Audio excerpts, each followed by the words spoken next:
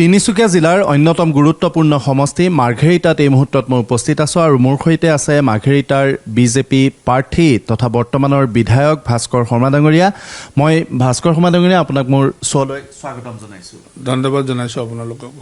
বিগত 10 বছৰ আপুনি মাৰ্ঘেৰিটা সমষ্টিক প্ৰতিনিধিত্ব কৰিলে, পুনৰবাৰ এই সমষ্টিটোৰ পৰা আপুনি প্ৰাৰ্থিত্ব লাভ কৰিছে। 10 বছৰত এই সমষ্টিটোৰ বাবে আপুনি কি কৰিলে আৰু অনাগত 5 বছৰৰ বাবে মাৰ্ঘেৰিটাবাসীক আপুনি কি প্ৰতিশ্ৰুতি দিছে? প্ৰথম বছৰ যেতিয়া মই ইলেকশ্যন কৰিছিলোঁ, ইলেকশ্যনত নামিছিলোঁ,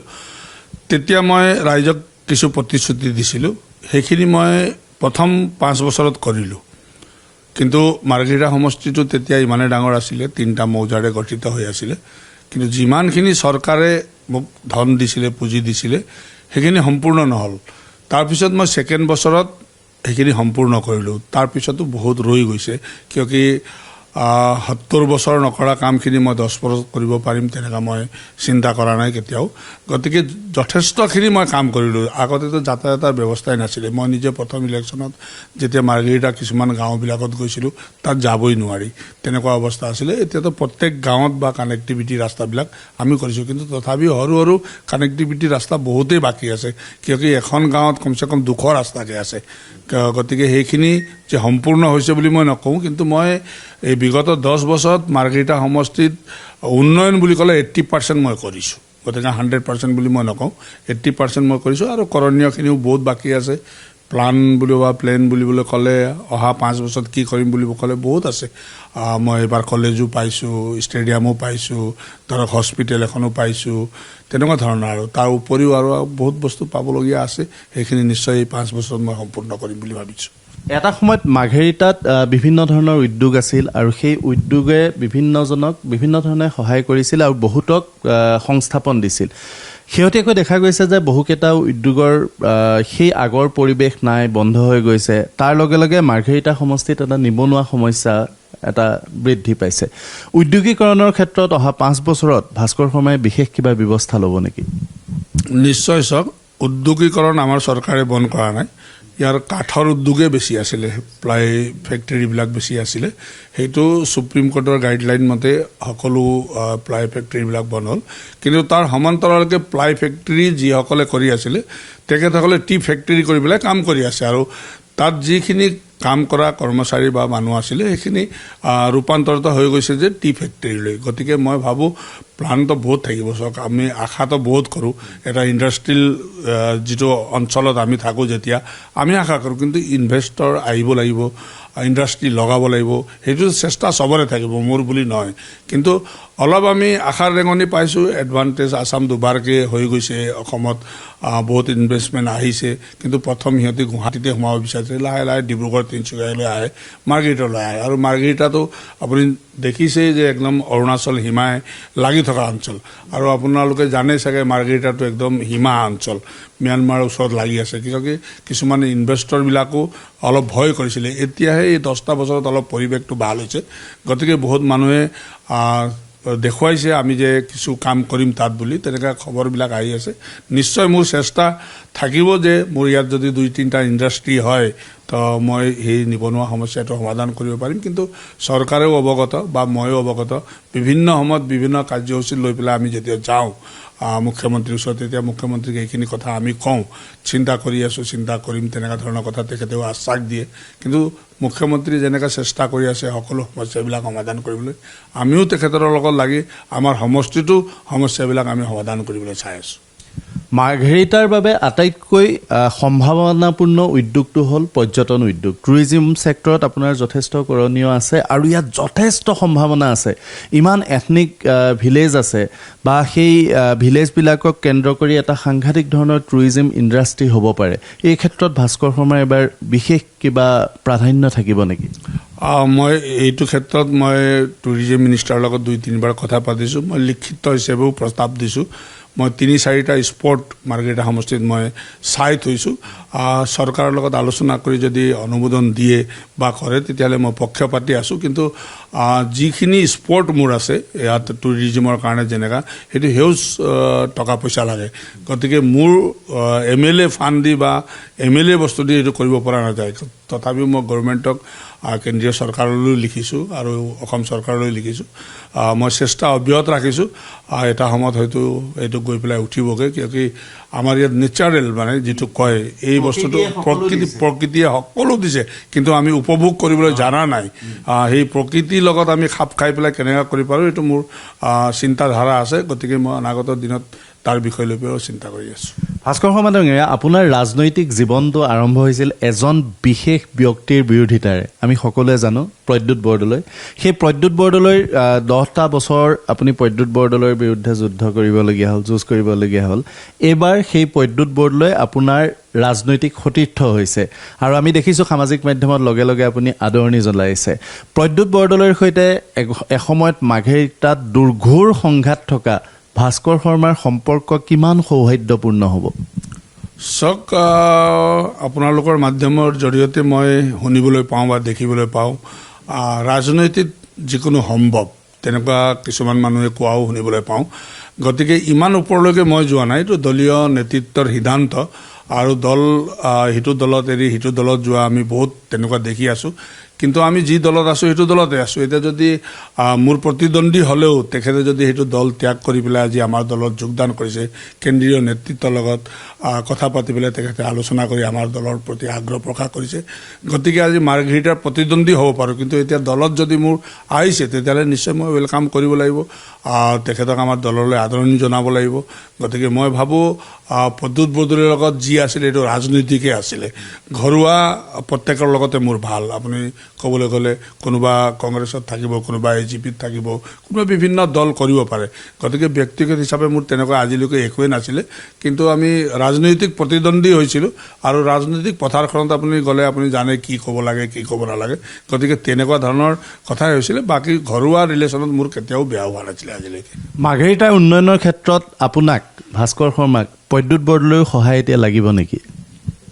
মাৰ্ঘেৰিটা উন্নয়ন তেখেতে যিহেতু এতিয়া আপুনি কুৱেশ্যনটো কৰিছে কাৰণে মই ক'বলগীয়া হৈছে যিহেতু একেৰাহে 17-18 বছৰ তেখেত মন্ত্ৰী হৈ গ'ল আৰু তেখেতে 2-3টা ডিপাৰ্টমেণ্টৰ মন্ত্ৰী হৈ গ'ল আজি গুৰুত্বপূৰ্ণ ডিপাৰ্টমেণ্টৰ মন্ত্ৰী হৈ গ'ল আৰু আপুনি অলপ আগত মোক ইণ্ডাষ্ট্ৰিয়েল কথা সুধিছিলে তেখেতে ইণ্ডাষ্ট্ৰি মিনিষ্টাৰো আছিলে শক্তি মন্ত্ৰীও আছিলে তেতিয়ালৈকে মই অহা দিনলৈকে তেখেতে মাৰ্ঘেৰিটা সমষ্টিত বাঁহৰ খুঁটাই আছিলে তেখেতৰ সদিচ্ছা আছিলে নাই মই নাজানো এইখিনি ক'ব নাযাওঁ কিন্তু তেতিয়ালৈকে নিজৰ ডিপাৰ্টমেণ্টৰ নিজৰ সমষ্টিতে বাঁহৰ খুঁটাৰে ইলেক্ট্ৰিক পোষ্ট আছিলে মই আহি পেলাই এইখিনি সম্পূৰ্ণ কৰিলোঁ গতিকে ইণ্ডাষ্ট্ৰিৰ কথা মোতকৈ বেছি তেখেতে জানিব লাগে যিহেতু তেখেতে ইমান পাৱাৰফুল 17 বছৰ ধৰি একেৰাহে মন্ত্ৰী হৈ থাকিলে গতিকে মই ভাবোঁ এতিয়া মই চিন্তা কৰাতকৈ যিহেতু আমাৰ দলত আহিলে তেখেতে চিন্তা চৰ্চা কৰি আগৰ দিনৰ কথা পাহৰি পেলাই মাৰ্ঘেৰিটা সমষ্টিটো যাতে পৰিপাটি কৰোঁ ইণ্ডাষ্ট্ৰি লগাওঁ বুলি যদি মোক সহযোগ কৰিব আহে নিশ্চয় মই ৱেলকাম জনাম এইবাৰ মাৰ্ঘেৰিটাৰ যুঁজখনত নিৰ্বাচনী যুঁজখনত কংগ্ৰেছ নাই হঠাতে ৰাজনৈতিক পৰিৱেশটো সলনি হ'ল ৰাহুল চেত্ৰী ৰাইজৰ দলৰ প্ৰতিনিধি আপোনাৰ বিৰুদ্ধে ইয়াত প্ৰতিদ্বন্দ্বিতাত নামিছে তেওঁ কংগ্ৰেছৰ সৈতে মিত্ৰতা কৰিছে এটা নতুন মিত্ৰজোঁট হৈছে ৰাহুল চেত্ৰী ভাস্কৰ শৰ্মাৰ কিমান শক্তিশালী প্ৰতিদ্বন্দ্বী চাওক দুটাকে মই ইলেকশ্যন খেলিছোঁ বিধানসভাৰ প্ৰতিদ্বন্দ্বী গণতন্ত্ৰ দেশ হয় 2-3জন 4জন প্ৰত্যেকবাৰ ইয়াত প্ৰতিদ্বন্দ্বী থাকে যিহেতু মই ক'বলৈ গ'লে প্ৰত্যাহ্বান আছিলে মোক 16 চনত যিহেতু প্ৰভাৱশালী মন্ত্ৰীৰ লগত মই নতুনকৈ ৰাজনৈতিক ব্যক্তি হৈছিলোঁ তেতিয়া মোৰ চিন্তাধাৰা আছিলে তাৰ পিছৰ পৰা যিহেতু মই ৰাজনৈতিক সোমালোঁ তাৰপিছৰ যিটো ভাৰতীয় জনতা পাৰ্টীয়ে যি কাম কৰে 365 দিন কাম কৰে আমাৰ কাৰ্যকৰ্তাসকলে সেইটো ক্ষেত্ৰত যাবলৈ গ'লে মাৰ্ঘেৰিটাত মই আজি ডেটত মোৰ প্ৰতিদ্বন্দ্বী আছে বুলি মই নাভাবোঁ হ'ব পাৰে কোনোবা খেলিছে গণতন্ত্ৰ দেশ হয় চবৰে অধিকাৰ আছে কিন্তু ৰাজনৈতিক হিচাপে আজি ডেটত মোৰ মাৰ্ঘেৰিটাত প্ৰতিদ্বন্দ্বী আছে বুলি মই নাভাবোঁ ভাস্কৰ শৰ্মা ডাঙৰীয়া আপোনাৰ প্ৰতি মোৰ শেষ প্ৰশ্নটো হ'ল এইটো তৃতীয়টো কাৰ্যকাল হ'ব যদি এবাৰ জয়ী হৈ আহে তাতে আপুনি গোৰ্খা সম্প্ৰদায়ৰ এজন প্ৰতিনিধি অসম মন্ত্ৰীসভাত ভাস্কৰ শৰ্মাই এখন আসন এবাৰ আশা কৰে নেকি এইটো আৰু দলীয় নেতৃত্বৰ ওপৰত নিৰ্ভৰ কৰিব আমাৰ সৰ্বকালৰ সৰ্বশ্ৰেষ্ঠ মুখ্যমন্ত্ৰীৰ ওপৰত নিৰ্ভৰ কৰিব যদি তেখেতসকলে বিবেচনা কৰি পায় বা তেখেতসকলে ভাবে এইজন মানুহ একেৰাহে দুবাৰকৈ তিনিবাৰকৈ জিকি আহিছে আৰু তেখেতসকলে যদি ভাবে তেতিয়াহ'লে মই নিশ্চয় সন্মতি প্ৰকাশ কৰিম বা তেনেকুৱা ধৰণৰ যদি কথা বতৰত ওলায় তেতিয়াহ'লে নিশ্চয় মুখ্যমন্ত্ৰীৰ লগত আলোচনা কৰি আমি না বুলিতো নকওঁৱে যদি তেখেতসকলে দিব বিচাৰে কিন্তু মোক মন্ত্ৰিত্ব লাগে বুলি আজিলৈকে দাবী কৰা নাই আৰু আগৰ দিনতো মই দাবী নকৰোঁ ধন্যবাদ জনাইছোঁ ভাস্কৰ শৰ্মা ডাঙৰীয়া এই ব্যস্ততাৰ মাজত এইখিনি সময় আপুনি আমাক দিয়াৰ বাবে থেংক ইউ দাদা আপোনালোককো ধন্যবাদ জনাইছোঁ আৰু এই যি ৰাজনৈতিক যাত্ৰা সন্মুখৰ যি নিৰ্বাচন সেই নিৰ্বাচনৰ বাবে আমি আপোনাক শুভেচ্ছা জনালোঁ ধন্যবাদ দাদা